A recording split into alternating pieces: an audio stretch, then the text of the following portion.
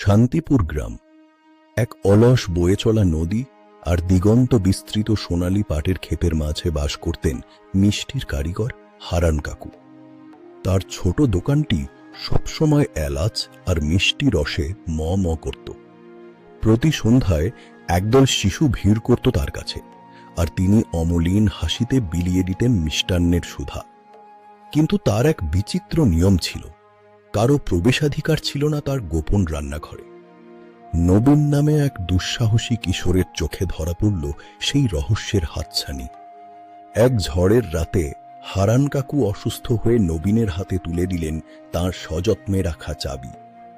ধুরু ধুরু বুকে সেই রহস্যপুরীর দরজা খুলল নবীন। সে দেখল চারদিকে কেবল চিনি আর জাফরানের সুবাস। ভিতরে কোনো সোনাদানা নয়, এক কোণে পড়েছিল একটি কাঠের বাক্স। তাতে জমানো ছিল কয়েক ডজন পুরনো খাতা। খাতাগুলো উল্টাতেই নবীন দেখল মানুষের দুঃখ দূর করার প্রতিটি হিসাব।